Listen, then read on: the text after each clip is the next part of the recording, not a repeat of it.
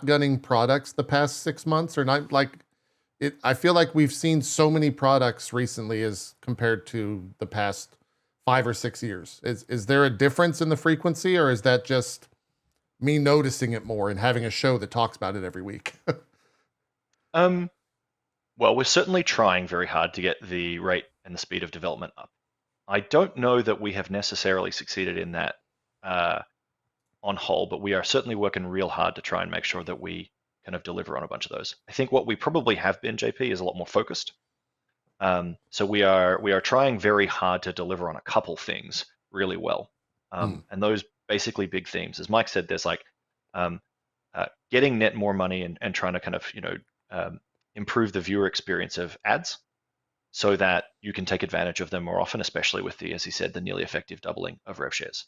I think the second thing in there is we're pushing in to try and find more revenue streams in terms of sponsorship. On the discovery side, we are really genuinely focused on it cannot be that you have to be live all the time to be discovered. This is a lot of the kind of push behind the two big announcements in my section of the keynote, in stories and in the kind of mobile discovery feed, is this idea that says you deserve passive discoverability. Sure. Right? I think the third one is to go through and say, how do we help people make more community-based content? And I understand the guest star memes, and some of those are reasonably fair enough, but one of the really interesting things we've seen shift is like 2019, about 5% of hours watched were in just chatting. This year, it'll be closer to 30%, and the platform is more than double the size, right?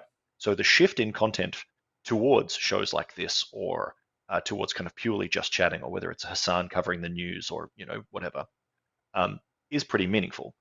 But one of the things that's true is almost everyone who is making just chatting content today started as a gamer, and they built their audience as a kind of playing games on Twitch, and then eventually they shifted into more of this kind of commentary style, purely community interactive content.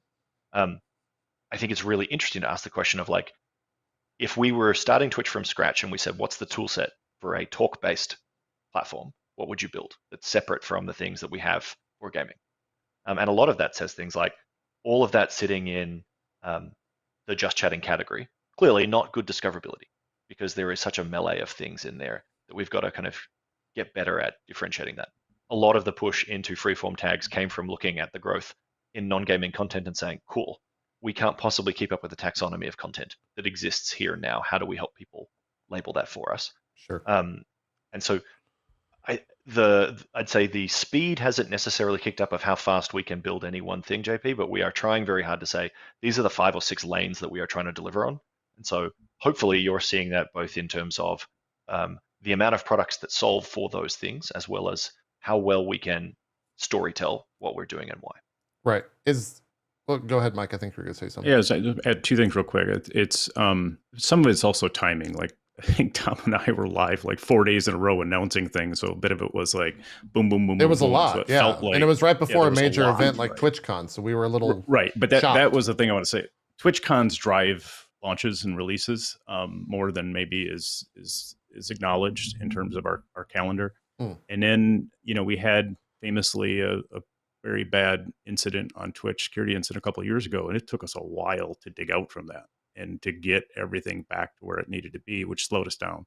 So now I feel like we're back in a place where we know what we want to build, and we are, as Tom said, we're just relentlessly trying to execute, get stuff built that we hope will matter. Right. Tom, you mentioned the just chatting stats and kind of how that is driving some of the product, not all of the product development at Twitch. Is that why there's so much push for guest star? Is it like guest star goes hand in hand with the rise of just chatting and how much just chatting there is? Yes. Okay. Is the honest answer. Yeah. That makes sense. I had not thought of it that way, and we're always laughing like, guest star is the most iterated product at Twitch from our eyes. And we could never like figure out why, but statistically, I guess it makes sense. Let me check on that first. I don't know where the meme comes from. It exists internal to Twitch as well. It is not the most iterated on, nor is it the most heavily funded in terms of engineering. Really? It really is not. Okay. Like, even on my team, it is not in the top 3 in terms of the number of engineering resources that go into things. Right? Maybe it's just been the most like forward facing. Like maybe when we saw the streamer lords, for instance, like, with guest star and like all, you can't really do that with too many Twitch features. That's true. I guess. Yeah. there's some of that. There's also my goal long term is that if someone chooses to start, I said at the start, what makes Twitch the best platform to stream on? That also asks the question, if you were going to start streaming today, where should you choose to begin? Right? There's one thing which is where should I stay, and there's another which where should I start? We've had 10 million people start streaming on Twitch just in the last year. So if somebody is going to start making content like this today, how do they do that without all the expertise that the three of you have? How do they do that without a Barry, right? Who knows, I think, the Twitch APIs Don't as well bump as his Mike and I ego know up. them, Tom, arguably. what are you doing? Sorry. Come on now. JP, I have it on good authority. He could turn the stream off from his mobile That's phone. what, Tom. What are you doing? He demoed it loud and clear in Paris for you.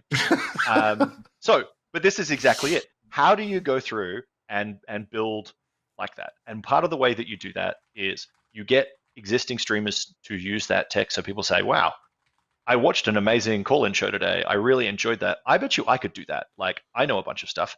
I'm watching today, and it turns out I'm super into Survivor, or I'm super into Real Housewives. I'm going to start a show in which I bring people on and we just chat about like an episode. I want people to experience and do that. And so a lot of the reasons that you as partners are getting pings from your SPMs or you're getting emails and people are saying kind of guest star is we are hoping to make it visible and easy for people to take up that type of streaming. It might be that the push there is too strong and too much. I've certainly got some of that feedback internally, and if you're experiencing that, I get it. It's like for us here, we've used vMix for so long that it just serves no purpose, right? And so it's different for us. Whereas the people that you're talking to, or even you can name a billion of the bigger streamers, and they're just like, I don't want to know vMix, but it seemed like a lot of resources to fix a problem that didn't exist.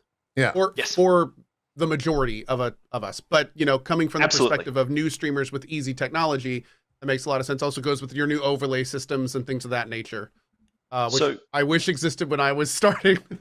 Absolutely, it should just work out of the box. You shouldn't need to go to Reddit for 400 hours or have a minor kind of computer science degree to get everything set up.